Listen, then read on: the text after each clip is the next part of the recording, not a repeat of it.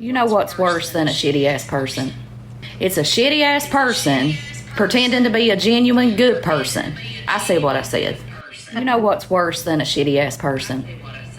It's a shitty ass person pretending to be a genuine good person. You know what's worse than a shitty ass person is a person who lacks integrity and with intention takes other people's content and uses it and twists it to meet their narrative. That's what's worse than a person who's pretending to be a good person. Ironic that that's what you would use. In what way am I pretending to be a good person? And what does that even mean? Like, I'm really trying to figure out why you chose to use that particular soundtrack, because there's so many other things that you could have said. I'm genuinely confused by that now that I'm thinking about it. Anyway, let's see, because you wrote something. Oh, there's my glasses. You wrote something. You love the memes, right? Oh, and by the way, I am tagging you. So here you are. I'm tagging you on one platform. Most of my content I make for YouTube. That's where my focus is, and that's where my focus is going to remain, because I like the long format videos where I can really go in depth on, well, the people, for example, that you showed that I didn't tag. And I explain in more than a couple of my videos that the reason that I don't tag the creators that I feature, and everybody knows who Doormat Mom is because I'm not looking to create more division. And I can roll my eyes and I can make faces and I can feel what I feel, and none of that makes me any less than none of that makes me a shitty ass person. It actually makes me a genuine, real person. And maybe that's what you don't like about me. As you hide behind your platform, I'm just going to call you Era. I don't tag those creators because I also don't want, my community is a pretty kind community. So let me clarify before I say what I'm about to say. And in my comment sections, I have estranged adult offspring, and I also have estranged parents. And everybody is learning and growing and healing together, because my mission is about healing and not creating more division. I don't have a narrative like you have a narrative, Era. And that's why I don't have to take other people's content out of context. And by the by, when I feature other people's content, if I chop in there and I speak, like I pause and I speak because I want to make a point that I don't want to forget, at the end of my videos, the majority of the time I play their entire video so that people can get the entire flavor, and that I'm not manipulating any content to meet any sort of narrative. I don't have a narrative. And I say the majority of time because, as you know, Era, since you're so good at editing, sometimes, you know, when we're editing, I forget to put the whole video at the end. The majority of the time I do.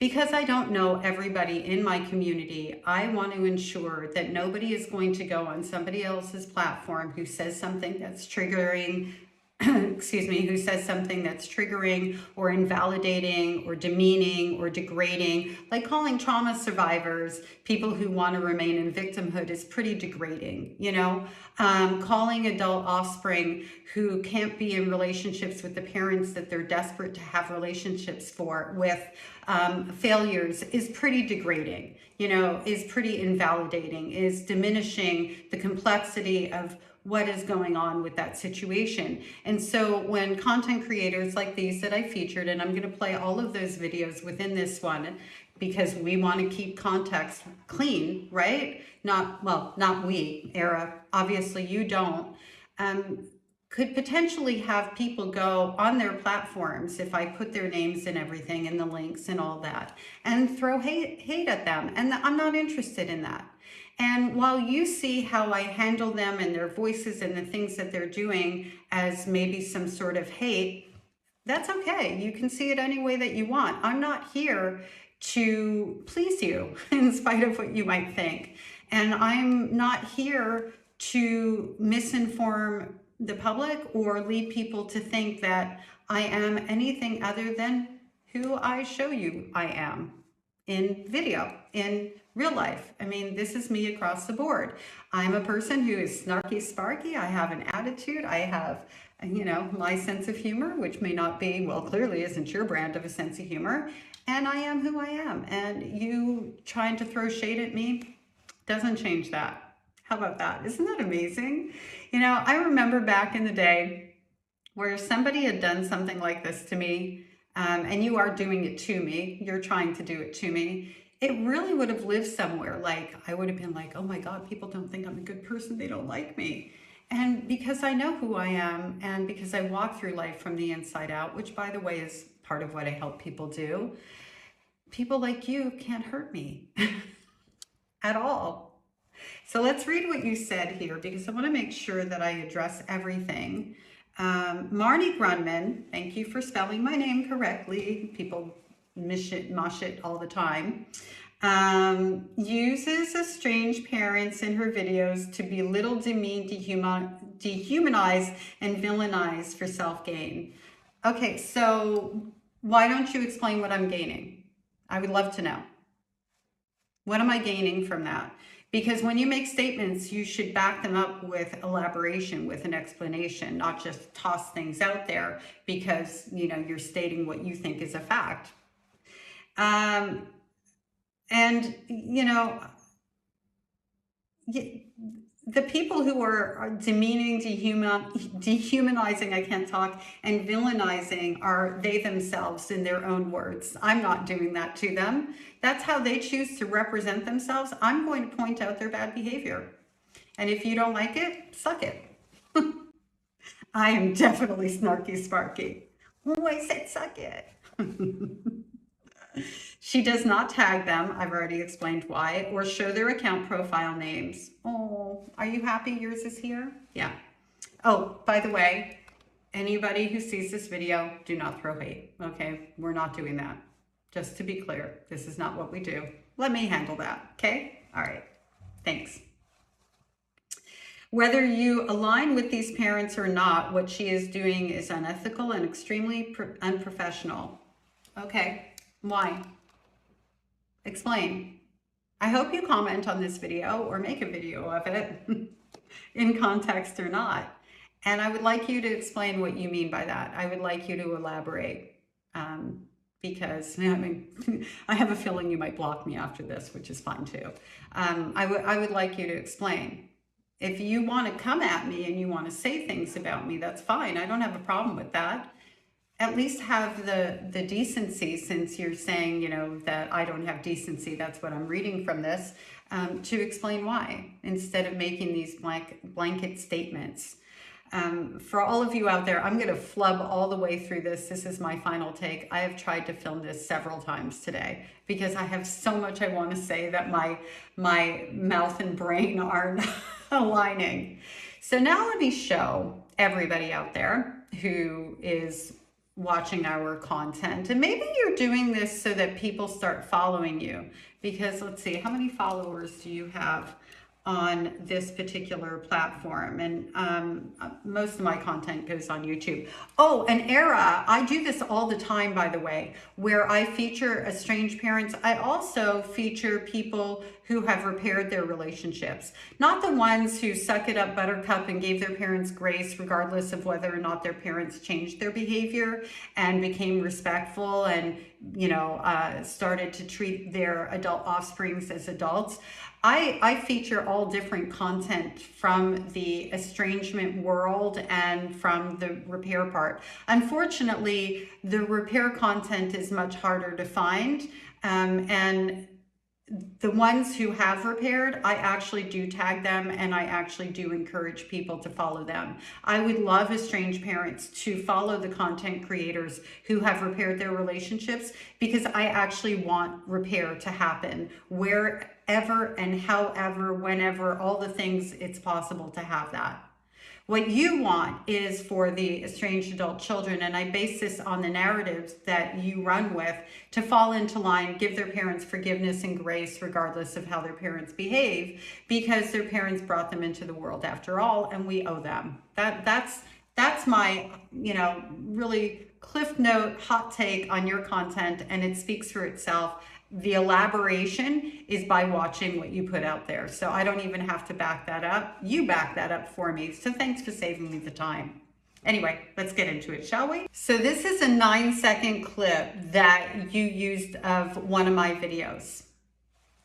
And by the way, I did a whole coverage of this in case you're interested, Era. If you go over to my YouTube, you can see the whole thing and how I break that down and all of my snarky sparky within there. So, you know, and just so you know, the reason that I know about your platform, I don't remember if I said it earlier, is because other people who follow me, and some of which who follow you, and now actually they don't, called my attention to it. And when you did this particular video, they had been following you up until that point. And when they saw this video and saw what you did with my original video, because they knew about it, they stopped following you because they're not interested in following people who lack integrity and who would take a child abuse survivor and diminish her message. So there's that.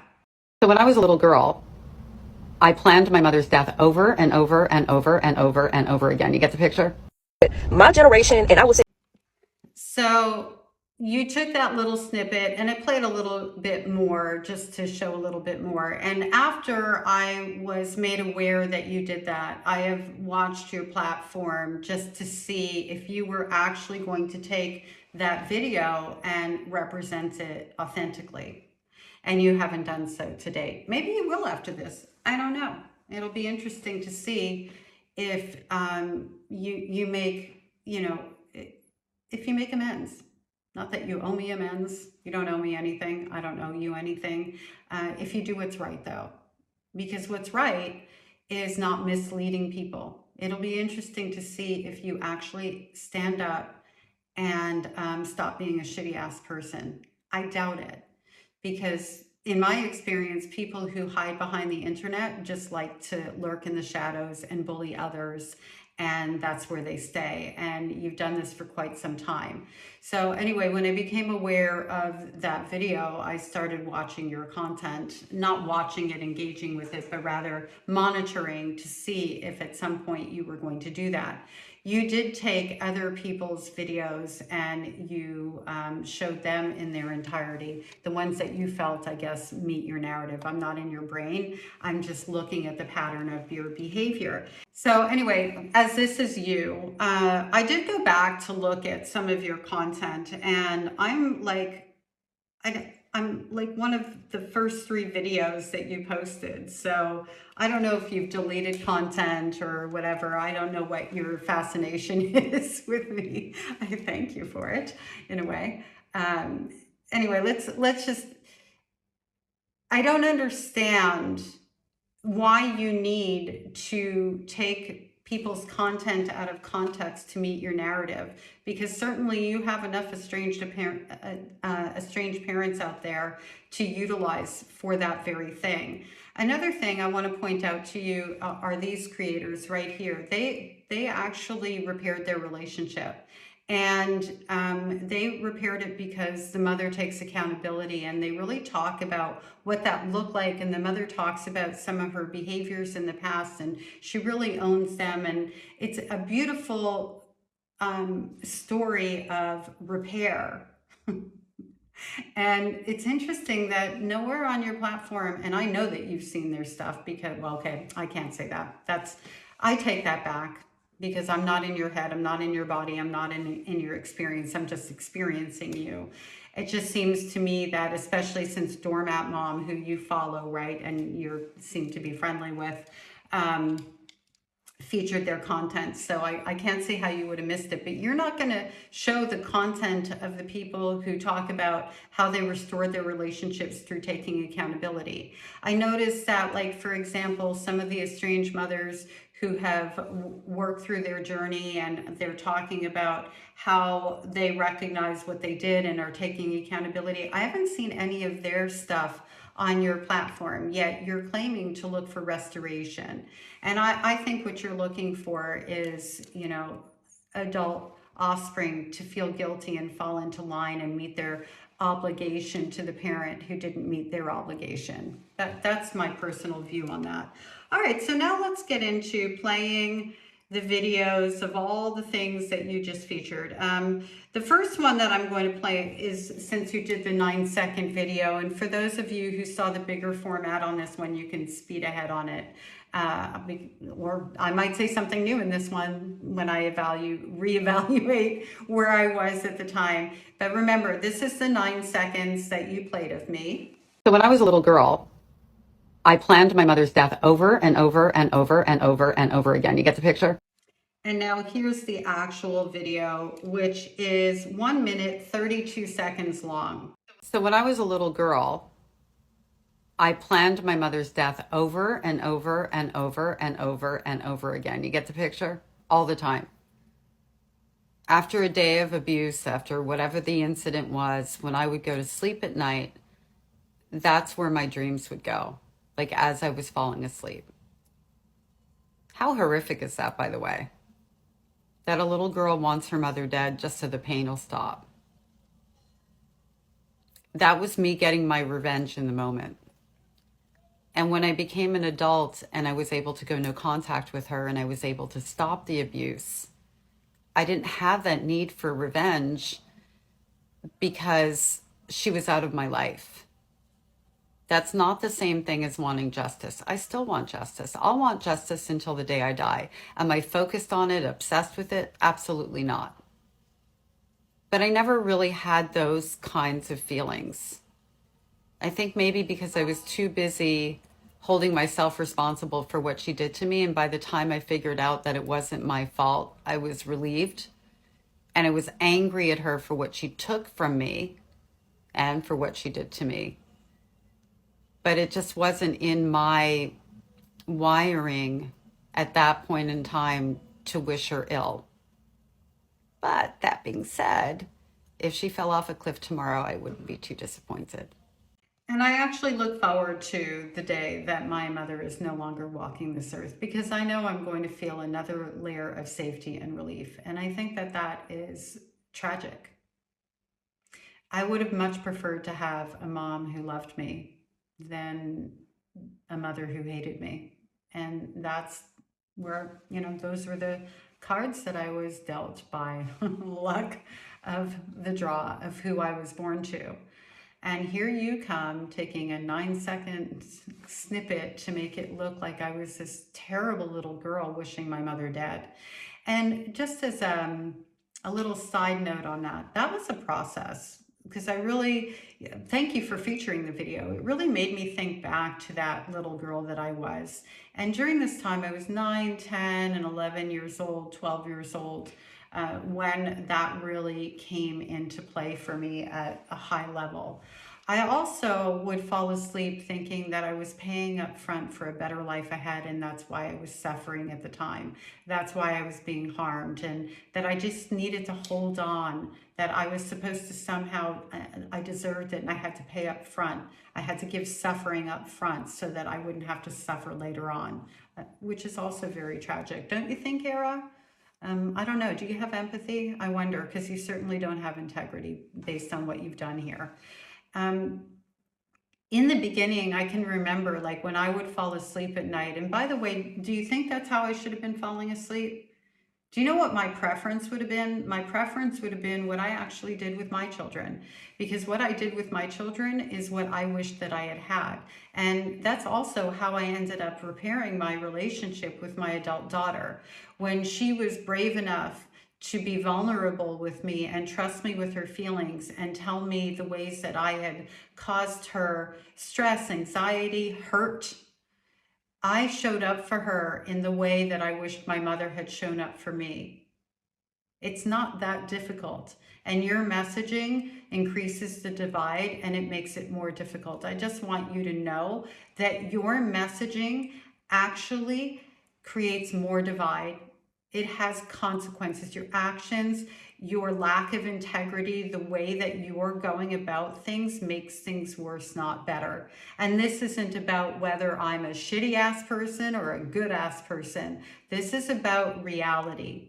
And the reality is that as long as parents feel entitled to be who they are and be accepted for it without creating any sort of safety or repair for their adult offspring, they are going to die on the hill of being right without those adults in their lives. And the fact that they wouldn't want to heal the wounds that they created really says a lot about them. I was so sad to know the times that I caused my daughter pain, times I didn't even think about or realize she had experienced in the way that she did. It was devastating to know that I caused her the pain that I did. I passed down trauma to her, and it's unforgivable, and I'm fortunate that she forgave me. Really, because I was her mother and I was supposed to do better, regardless of my circumstances. And yes, I was a 17-year-old mother when I had her. That's not her problem. That was a me problem. I made my choices, and it was my job to do better. And when she gave me the opportunity to stand up and do better, I did, I have, and I will continue to. I respect her boundaries. It's not that difficult. Anyway, going back to the progression of wishing my mother actually dead, planning her death in my head, and all of the things when I was falling asleep at night, really, I should have been falling asleep in that feeling of love and security. She should have provided that for me. When my children were children, when my adult son and daughters were children, I tucked them into bed at night. I read with them and to them, depending on how old they were.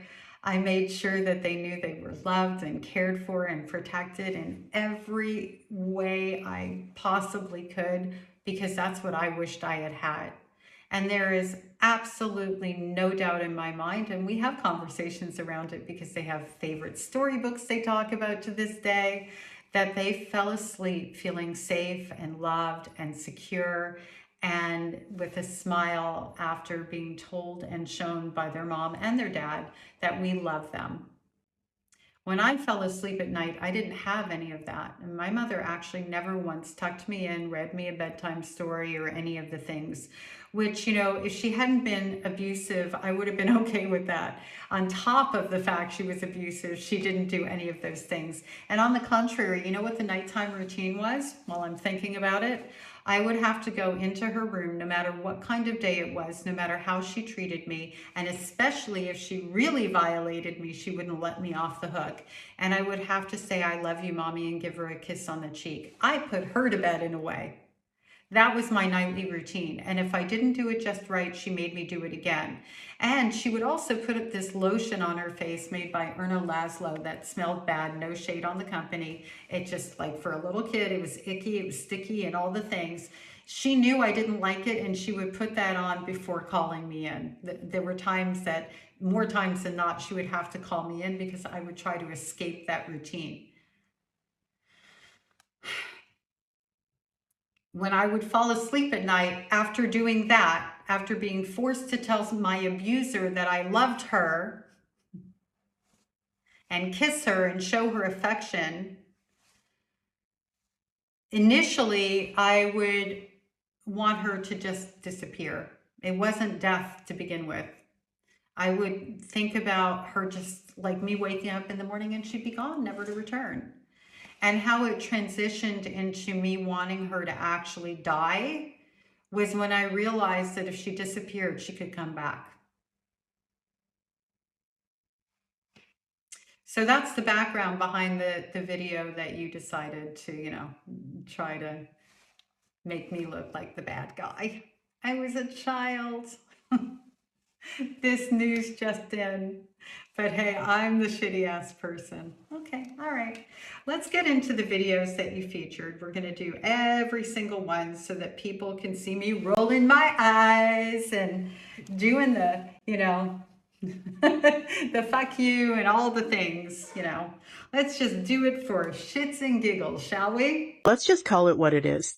If your estranged adult child is keeping your grandchildren from you, especially if you already had a relationship with them, it is not about boundaries. It's about hate. Their hatred for you is stronger than the love that they have for their own children. It's absolutely heartbreaking because no parent who truly loves their kids and puts them first would rip away a grandparent that they've already come to love. So when they say it's for protection, do not buy it. It's punishment. They're using their kids as pawns, and those children, they're going to pay the highest price. If this is happening to you, I am so sorry. It's happening to me too. And if this makes some people uncomfortable, good. Because the truth, it's supposed to sting when it exposes cruelty. Parents and grandparents, drop a comment if this is happening to you. Or here's a thought. Could it be that instead of the parents' hatred for you is stronger than the love they have for their own children? Could it be that your need for control and to be right is stronger than your love for your own grandchildren, who you clearly don't care what you are showing up as in terms of a role model? Look how focused you are on the loss of access to your grandchild and how you could give a toss whether or not you have a relationship with the parent. That's what this says to me. What do you think, peeps? Tell me what you think. I'm really curious. I know I'm sounding like her at the end of her video. Drop a comment below. I'm nothing like her, thank goodness. I have relationships with my children. And actually, I was estranged from my eldest daughter. She estranged from me 20 years ago for a couple of years.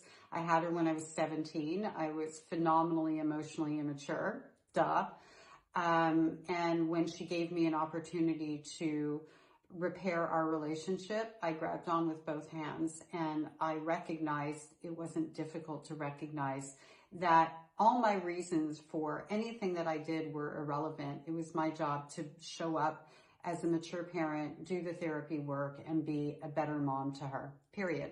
And side note, we've been in a relationship for over 20 years, and she calls me for parenting advice. So I think it's safe to say that we figured it out.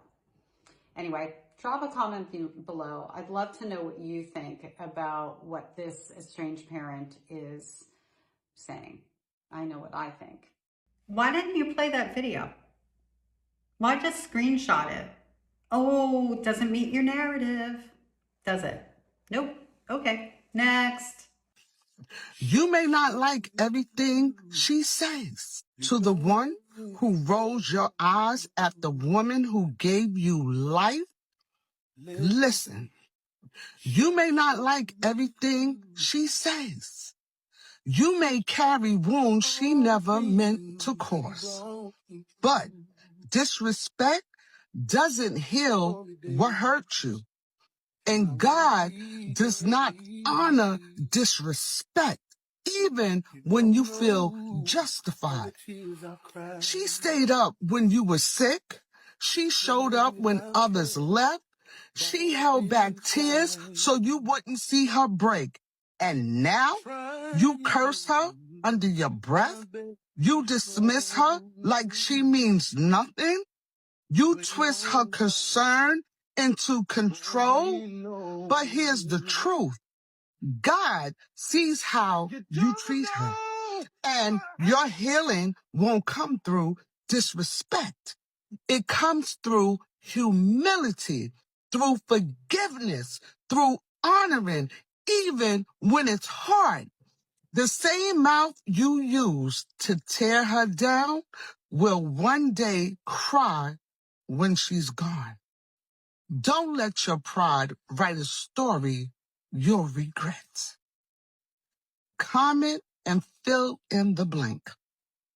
Disrespecting my mother looked like. Now be honest. What needs to change before it costs you her heart? Fill in the blank. Well, fucking hell, I got a lot of blanks to fill. If my mother lost sleep, it was because she was dreaming up or thinking up new ways to torture me because she was sadistic. She's the one who was there for me when other people left. No, my mother regularly left me on my own. In fact, while she was asleep in the other room from a rough night out, she would leave me in my crib for hours on end. I know she did the best she could. In my diaper, hungry, not fed, not cared for in any way, shape, or form. And I don't have memories of that. I have witnesses of that.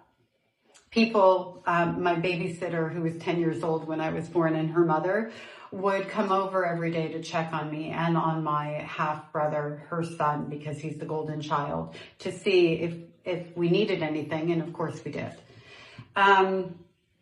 This guilting, fear mongering garbage. And the thing about, God sees everything.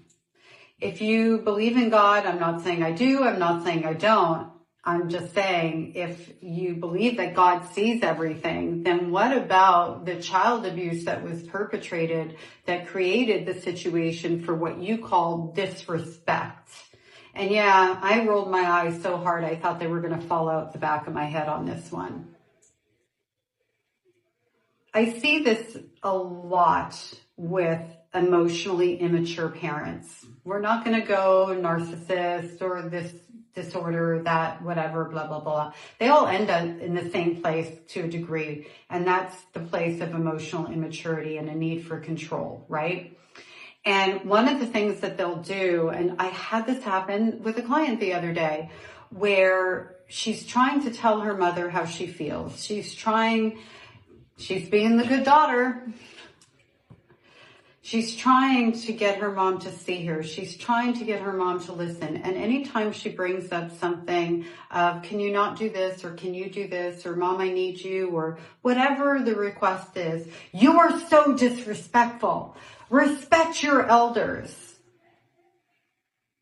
Sharing how we feel, asking for help, asking to be heard is not disrespect. And you saying that it is just a way for you to continually not respect the feelings of others. And in this case, your child, who you look at as property and feel like you don't have to respect them. We teach respect by giving respect. We teach love by giving love. We teach how to be in a relationship by being a healthy person in a relationship. And if we aren't those things and we aren't doing those things, then don't fucking be surprised, and I'm about to roll my eyes, when the other person leaves the relationship because they figure out, guess what? We are not your property. What do you think of this particular individual? Give me the comments, folks. What would you like me to cover? Did I miss something? Because, filling in the blank, there's lots of things I could say. Oh, regret. Let me cover that blank. The only regret I will ever have in my lifetime where it comes to, well, no, there's a few. There's a few regrets I have in relationship to my mother. Not going no contact sooner is on the list, and I was 23, so I went no contact pretty soon. Exposing, I'm looking like I'm thinking, but no, this is an easy one, and actually it's my first regret. Exposing my children to any and every member of my family, my group of relatives on that side, for a single solitary second. I regret that. Do I live in regret? No, not even a little bit. Oh, I regret the 7-page letter I wrote my mother, detailing everything that she left behind for me to recover from. I regret that because it didn't give me what I was looking for. It didn't give me a voice because she didn't listen to it. She might have read the letter. She might have weaponized the letter, although I doubt it because the details made it difficult for her to share with others. And all that to be said, I recognize now that the letter would have been a great satisfaction to her, and it would have led her to believe that for the whole rest of my life, I would be recovering from her, which is not true. So yeah, I have a few regrets in there. At the end of the day, I don't live in them. Actually right now I'm living in Palermo and I'm doing pretty good. And I've been traveling mostly through Europe for the last couple of years, and my life is beautiful. I'm independent. I'm everything my mother told me I could not be and that I did not deserve and that I wasn't. So, regret be damned. And actually I'm living in Tuscany now. When that video was made, I was living in Palermo. So for the TT here, I'm just going to play a couple of things from this video, and then I'm going to add all the other videos on the end of this one for YouTube, because it's just going to get too long otherwise. And I want to make sure that, you know, since Era really wants to be tagged, that I don't create a video so long that she can't be tagged, that she can't take, you know, the things out of context and all that. And I'm saying she because of the avatar. I don't know who you are, Era. I don't know how you identify. And if I did, I would be respectful and I would identify you as to whatever your preference is. I'm going by assumption, just to clarify that right here and right now.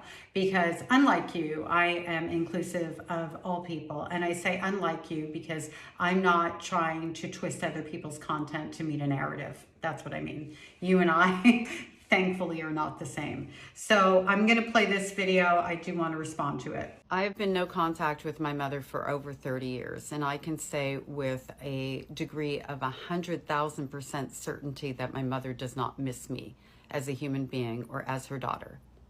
And the reason that I know that for sure, aside from the fact that she's a sociopath and a narcissist, which basically means she's empty, she's devoid of any feeling towards anyone else, with the exception of the feeling she has about herself and getting her own needs met.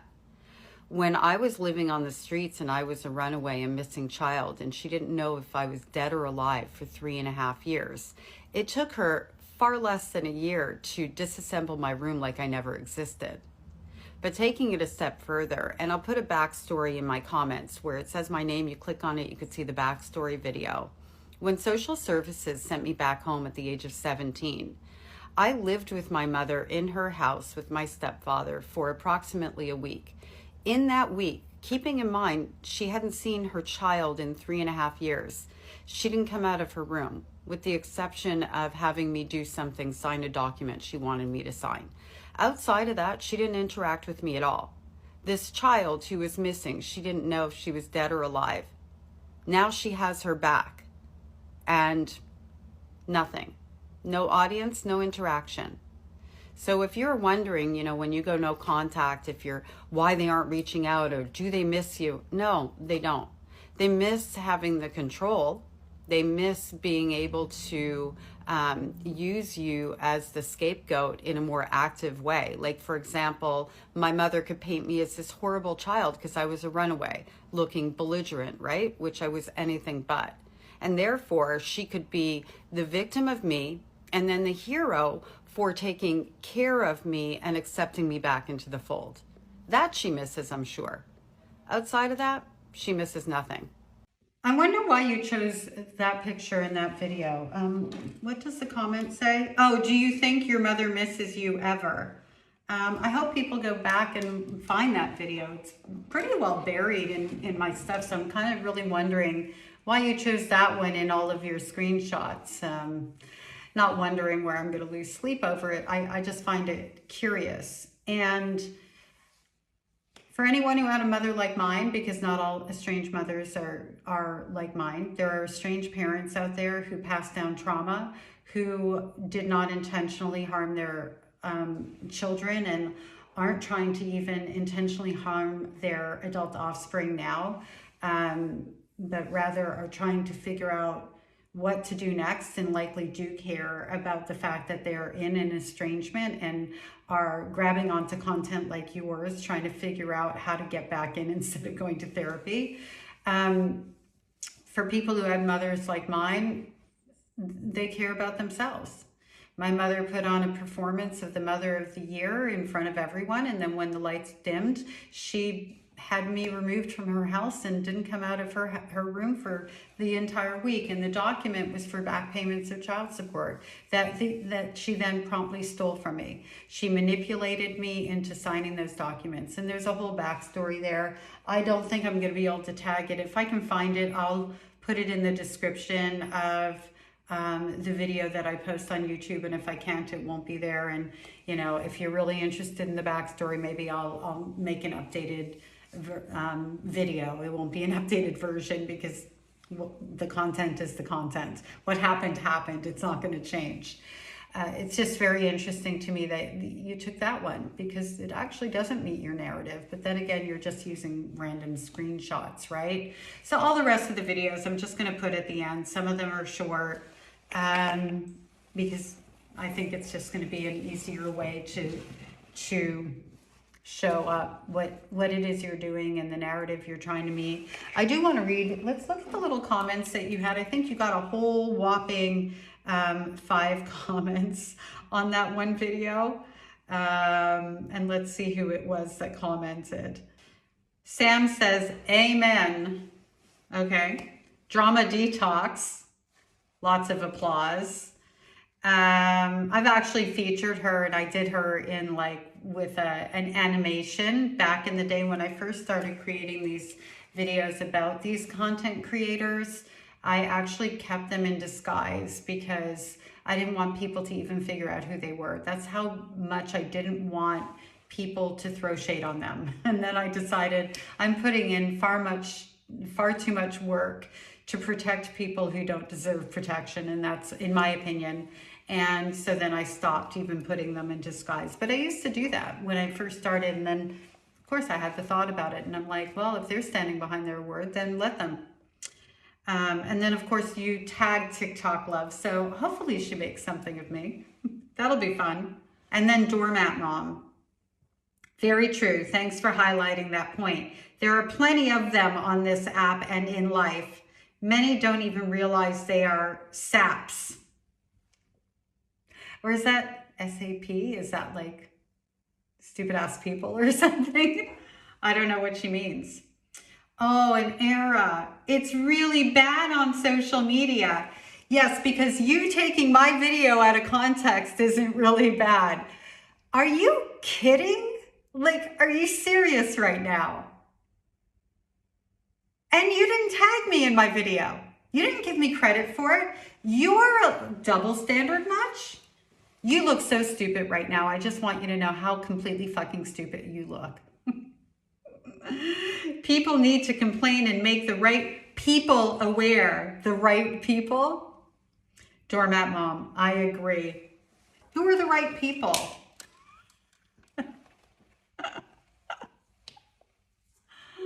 Oh my goodness. You know, I do want to let you know ahead of time that the video that you took me out of context and also this one, I'm going to report them for bullying and harassment because they are. And yeah, that's how I feel about it. So I'm going to report them. They might not get taken down, but at the end of the day, I feel like if I don't report the content that you misuse, it allows you to continue to put a false narrative out there, and that's not okay. So I'm going to report those 2 videos, and I'm going to go ahead and report your platform for bullying, harassment, and misusing content and spreading falsehoods and misinformation. And may the chips fall where they may, because I take the responsibility of having integrity very seriously. And look, I'm letting you know it. I'm not hiding behind a screen. My name is Marnie Grundman. People can find me, like me, don't like me, whatever the things are. Whatever anybody can say about me, they can say. The one thing that will never, ever stick is nobody's going to be able to say that I have a lack of integrity and prove that I have a lack of integrity because it doesn't exist. The proof doesn't exist. And at the, yeah, I'm just going to report it all. And it's actually the first time outside of things where I see children being exploited that I am reporting another creator's content, because normally, even if I don't like the messaging, I respect the work. This isn't about me not liking your messaging or the fact that you're making content about me. You can make content about me all day long. I have no problem with that. When you start to misuse it to meet a narrative that isn't true, then I have a problem. So it's on. Gloves are off. Have a nice day. I'm sure you'll just reinvent yourself under, some other some other screen you hide behind. And if I see you pop up again with doing the same kind of garbage. And as a matter of fact, you just created a mission for me. Every time I see a content creator that does something like what you're doing, I'm going to just start reporting the accounts. And I encourage other people to do the same, because at the end of the day, we can't stop misinformation unless we stand up against it. So thanks for my new mission, Era, and I hope you have a wonderful day, or whatever kind of day, and I'm not going to get any more snarky sparky than I already am. It is gorgeous. It is sunny. I am in Tuscany, and I am off to live my best life. So that's all I got to say about that. So a common well, it's not even a question. They're making the statement that good parents don't have kids that go no contact. That's just not true. And what I think is happening in the research is suggesting that this generation is having a hard time with their own difficulties. And they can blame somebody. It makes it much easier to be a victim than a failure. So the difficulties in life, much easier to blame somebody else for them. So that's, the parents are going to get blamed for it. Then they become the victim. And then they don't have to be accountable. Feels so much better than blaming themselves and having to be responsible for being a failure, for being lazy, for being fill in the blank. Because then they can just say, it wasn't my fault. I was victimized. Let's fill in the blank. For being a generation of young people who are willing to go to therapy, for being a generation of young people who have access to materials that help them to understand that they were the child and the parent is the parent and there's a power dynamic, and that a lot of the things that maybe they learned about themselves from that parent were things that were actually about the parent and not them. There's a blank I can fill in. And I love how she goes, first of all, you know what I really love? I love the voice. Has anyone noticed, with the exception of Doormat Mom, only because I believe she just can't contain the venom, but she tries, but you kind of hear the little snark in there, like you can hear the little snark in her voice. There's a lot of these estranged parents now that I have really been deep diving, and I put it that way because it's like, I don't really want to deep dive into them on one hand. On the other hand, I'm noticing the incredible validation that these estranged parents are inadvertently supplying to their former supply, because they are on repeat. And the repeat that they're on is victim blaming and shaming, using the blame word instead of taking accountability, smear campaigning a whole generation of children in this case. So also let's backtrack. Oh, and they like to quote research. They never put the research on their profiles. Not that I've seen so far. So I really shouldn't say never. I do not like absolutes. I haven't seen any of the estranged parents so far. And if there's a video out there, please toss it my way, where they quote research and then say this is where it's from. So she's going, research shows, and basically what she sounds like she's saying, because it's a little word salady for me, is that these kids are less resilient. When the truth of the matter is, like, the research is showing that, right? Like they're weak and they're mamby-pamby and they're lazy and they're looking for someone to blame for their life being a failure. Gosh, she sounds like my mother, who, by the way, I went no contact with over 30 years ago. So what about my generation? I'm coming to learn that there's actually quite a lot of people from my generation that went no contact. We just didn't have the resources to connect to one another, to know about one another.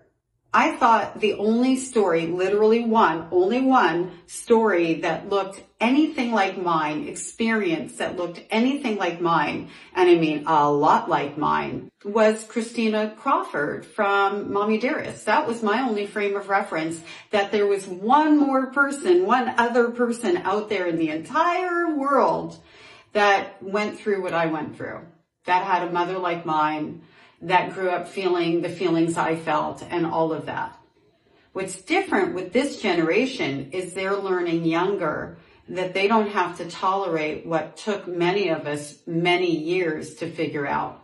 I was really fortunate that I had somebody in my life, my ex-husband actually, who had a degree in psychology, who was pointing things out to me. He is 13 years older, who was pointing things out to me at the time that, you were just a little girl.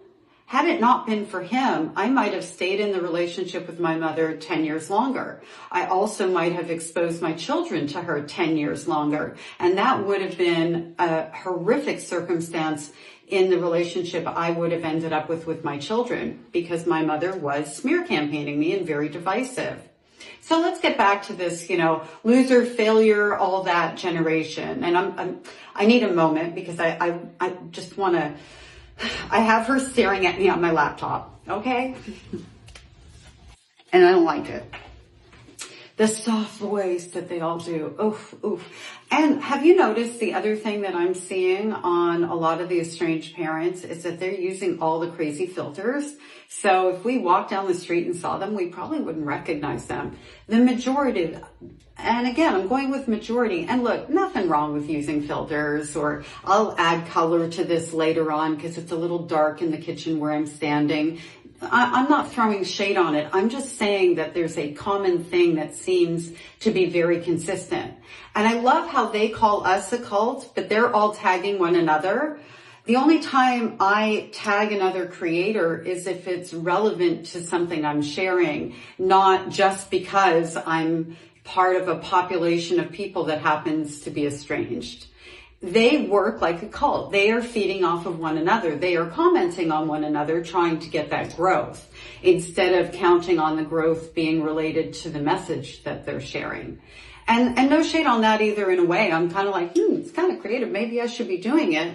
And at the same time, I don't want to impose myself on others. I know, imagine that, right? If anyone out there would like me to tag them when I put something out, I'm happy to do it. Anyway, that to be said, let's go back to her. The area that she really sounds like my mother is where she says, they are struggling in their life and they want someone to blame, so it's not their fault. And at the same time, she's talking about research showing they're not so resilient and that they're lazy and this, that, and the other. Well, question, who raised who? If this generation of children, and they're not, I'm telling you they're not. I am a therapist. I work with survivors of narcissistic abuse. Some are in full-on relationships with their parents and probably always will be. Some are no contact, some are low contact. And I have an extraordinary group of young people that I work with that are the most motivated, hardworking people I've ever met in my life. Some of them holding down full-time jobs while going to school full-time. And that's not, the end-all be-all that you should be overworking, but because in some cases I think they're going for perfectionism, and I also wonder where that came from. I'm thinking this out loud. Can you tell as I go along? My point being is that we have a generation of kids, and I don't care what anybody else says. I know a lot of kids, and when I say kids, I'm talking between the ages of, I'll go 19, because that's my youngest in my therapy practice, up until I'm 59, so kids is kind of subjective. But I'll go to 35, even though my oldest child is 41. I was 17 when I had her. So I'll go in that age group. And what I see across the board with all of these kids that I have is that they're all really thoughtful, hardworking, emotionally ahead, intelligent, intellectual beings. Like, they are impressive. And the fact that they're in a world where they understand at a younger age that they're allowed to have boundaries, and they start going to therapy, and even if they don't go to therapy, they're seeking out resources. Not everyone can afford it or has the time, right? Things happen in life. They seek out resources, not to just blindly ingest things, but they're seeking resources to learn how to be the best people that they can be, while their parents are doubling down being the worst people they can be. And this whole thing about good parents, that tells you that she looks at the world in a black and white, good or bad parents kind of way. She's probably the same type that will say, and I'm going to watch some more of her content because I have a feeling, and I'm sure the voice never changes, we weren't perfect. Nobody is asking for perfect. Nobody is perfect. It's an impossibility. We can all agree on that, right? They're asking for safety. They're asking to be seen. They're asking to be heard, to be respected, to be cared for. They're asking for their parents to be safe people who are in their corner instead of sabotaging their life, for example. And the majority of these kids that go no contact, not kids, all of us, the majority of the adult children population, I'm not talking about kids who are 16 or 14 or 12 or parental alienation.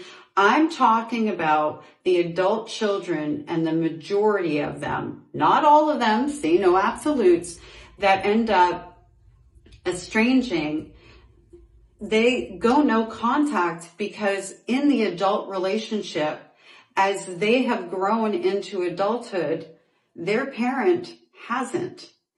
Not to say their parent isn't an adult.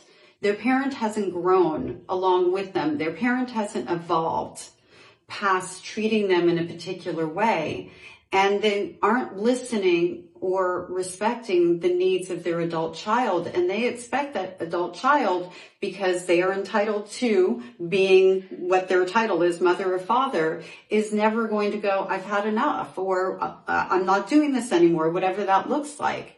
And so what happens when the adult child walks away? They go, oh, I'm not going to be in your blame game. And look, you're not the victim of me because your life sucks. My mother literally basically said that to me in a letter, by the way. She said, I am not going to be a part of your blaming process in your struggles where you are in your life. Ironically, or maybe not ironically, it was a preemptive strike, so not ironically. I was at the best point in the beginning of my adult life, getting my life together. I was really coming into my own. I was in school. My kids were healthy. I was divorced. I had a healthy relationship in my life. I mean, we lasted almost 15 years. And I still consider us a healthy relationship. I'm speaking for me. I don't think he doesn't consider us the same way. We both love our children very much. And while we don't have a lot of interaction because we aren't in each other's lives go on. Our children are adults. We still have communication over them, sometimes just to check in. You know, she saw that I was at the beginning of finding out that I wasn't who she said I was, and did the preemptive strike thing. And so here you have this parent here going, you know, these kids are basically failures. Can you imagine the way she must have talked to her own child or children to be able to say that in one sweeping, paintbrush right there? That the whole reason that they don't want to be in the relationship with their parent is because they're failures at communication, and they aren't resilient enough to take the ongoing abuse. That's what I'm reading out of it. How about you? What are you reading out of it? And did I miss something? I'm sure I must have, because this went everywhere for me. I literally have watched that video twice. Once when it was sent to me, and cold today in front of you. So I'm still like... Unfortunately, you're not wrong, because people don't go no contact with people they need. They go no contact when that person no longer benefits them. And that realization hurts like hell, because then you start questioning everything. The relationship, the bond, the love, the memories. But eventually you stop asking why, and you start focusing on who you are without them. And then you start rebuilding yourself, much wiser and quieter and a lot more careful with who has access to you. Because sometimes the worst betrayal is being forgotten by somebody you'll never forget. Well, actually, I think we go no contact because we realize that person is never going to benefit us and never did. Let's just start there. We go no contact because you're not a safe person to be in a relationship with. We go no contact because as we get contrast through other relationships, we realize that we were actually lovable all along and that it was you that didn't have the love to give. That's why we go no contact. We go no contact because we know that you don't want to hear us, that you just want to continue to treat us like we're your property the way you did when we were children. And that's why you say things like, oh, you've changed. Yeah, because we started to develop into adults.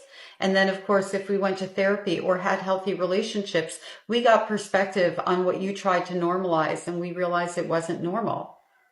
That's why we go no contact.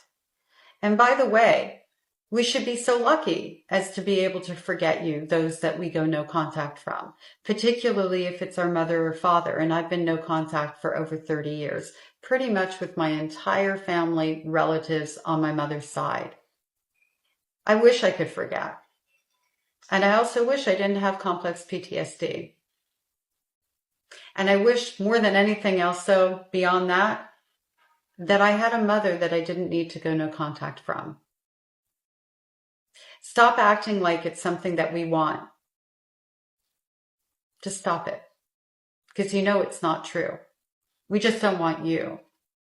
It's not that we don't want a mother. We just know that you are not somebody who's capable. And we've figured out that either we stay in and continue to be hurt, or we move on and be with people who actually do benefit us.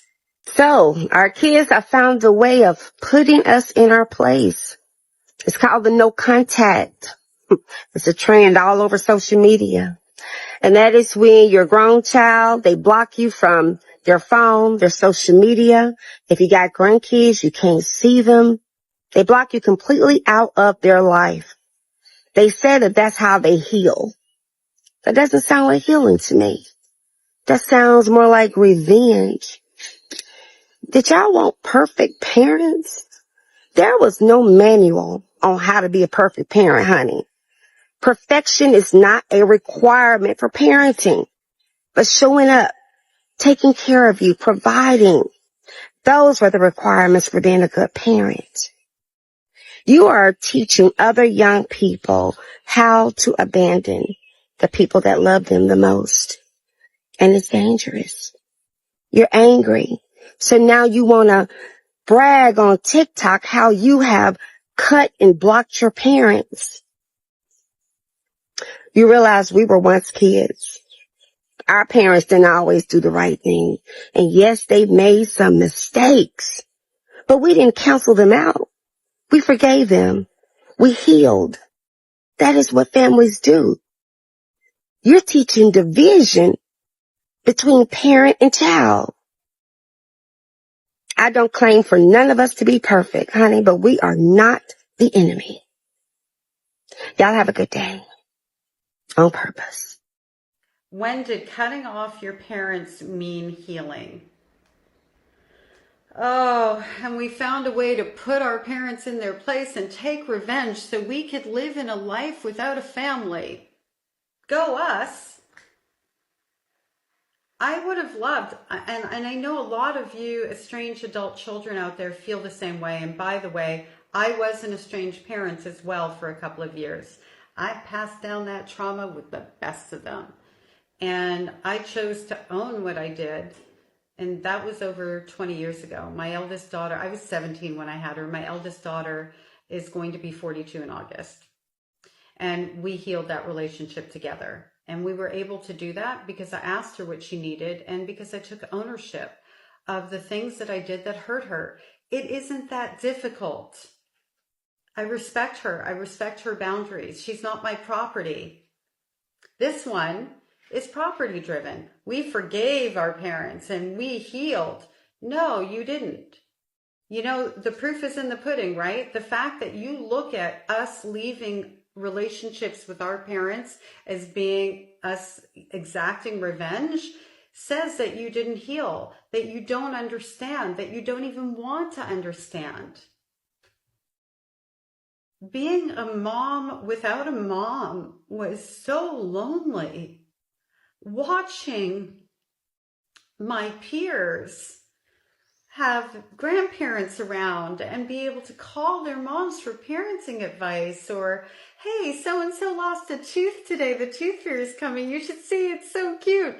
I didn't have any of that. Revenge? I was busy in therapy trying to figure out how to unfuck the fuck up that you left behind inside of my soul so I didn't fuck my own kids up. Revenge? I was busy taking accountability and responsibility for the breakage you left behind. Revenge. You know, I think I'm just going to leave this video right here. What do you think? What do you think about this messaging? What do you think about this entitlement and this attitude? I'm a trendsetter. I've been no contact over 30 years, way before the internet. I would have loved to have been able to have a relationship with my mother. I would have loved for her to be a healthy person, a safe person. And I would have loved for my kids to have my mother as a grandmother if she had been all of those things. It's not about perfection. It's about kindness. It's about care. It's never been about perfection. I just had an epiphany. Actually, it's kind of a life hack. So you know when you don't want to apologize for something that you did? Here's how to get away with it. Blame your parents. Yep.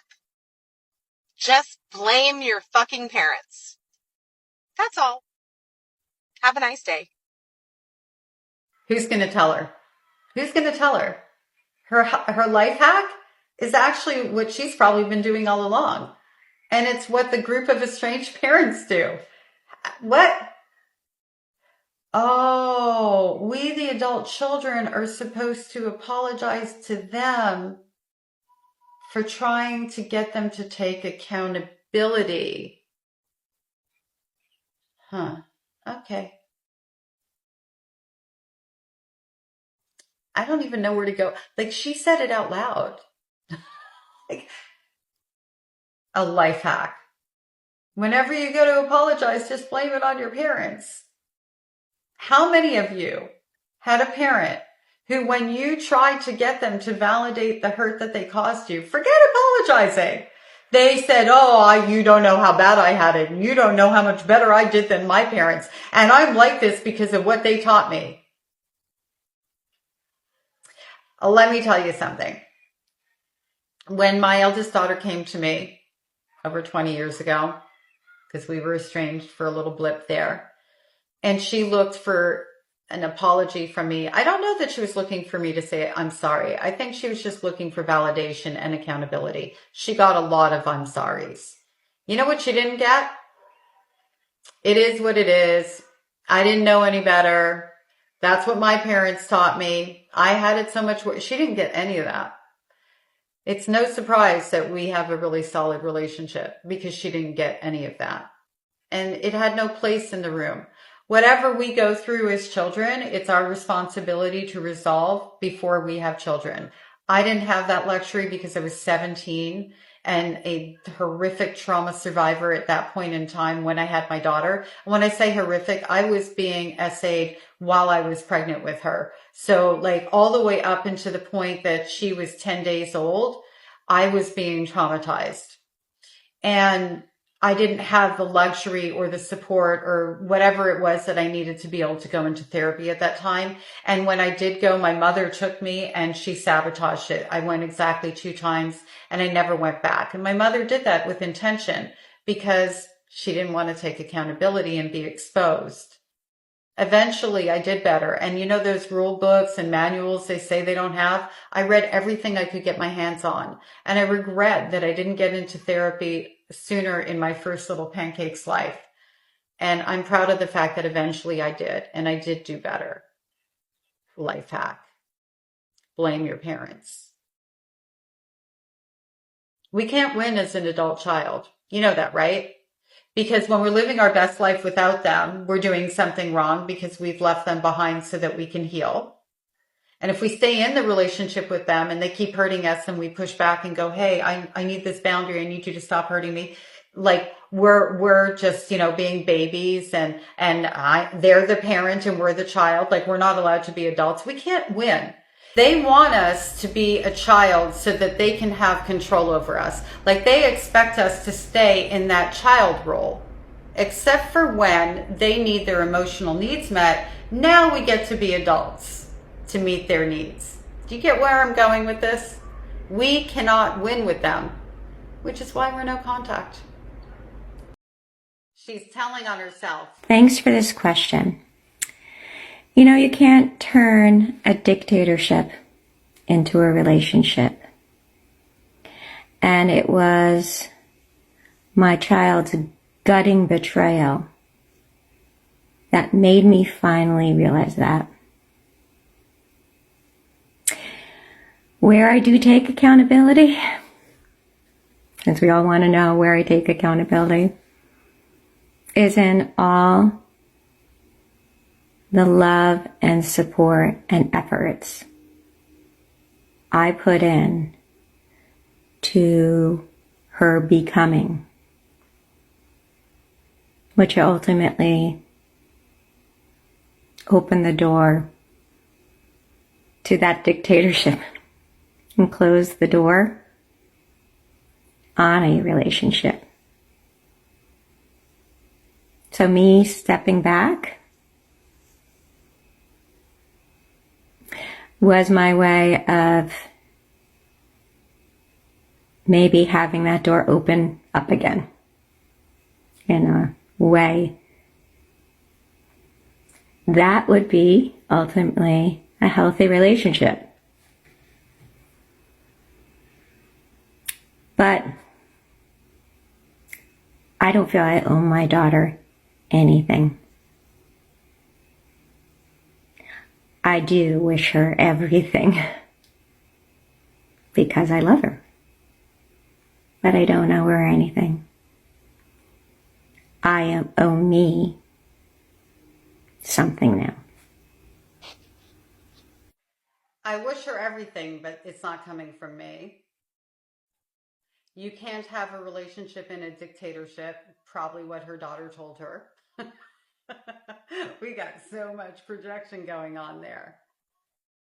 She'll take the credit for the good attributes, what she defines as good attributes of her daughter, but she won't take accountability for any of the pain that she's caused her. Tell me you'll be no contact forever without telling me you'll be no contact forever.